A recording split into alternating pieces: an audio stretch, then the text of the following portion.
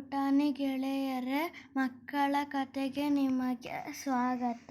4 ಸ್ನೇಹಿತರು ಮತ್ತು ಬೇಟೆಗಾರ.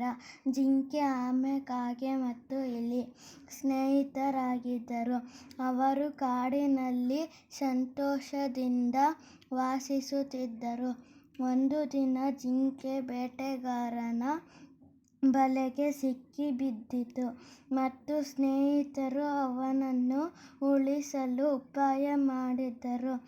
ಜಿಂಕೆ ನೋವಿನಿಂದ ಬಳಲುತ್ತಿರುವಂತೆ ಹೆಣಗಾಡಿತು ಮತ್ತು ನಂತರ ಅದು ಸತ್ತಂತೆ ಕಣ್ಣುಗಳನ್ನು ತೆರೆದು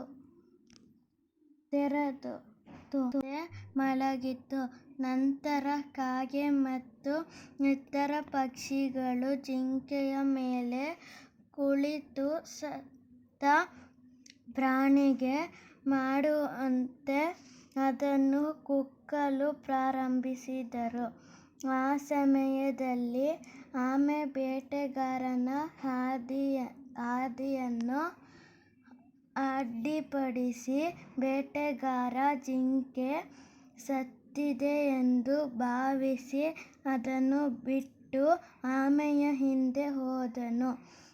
ಕಾಗೆ ಆಮೆಯನ್ನು ಎತ್ತಿಕೊಂಡು ಬೇಟೆಗಾರನಿಂದ ಬೇಗನೆ ತೆಗೆದುಕೊಂಡು ಹೋದಾಗ, ಇಲಿ ಜಿಂಕೆಯನ್ನು ಬಿಡಿಸಲು ಬಲೆ ತೆರೆದುಕೊಂಡಿತು.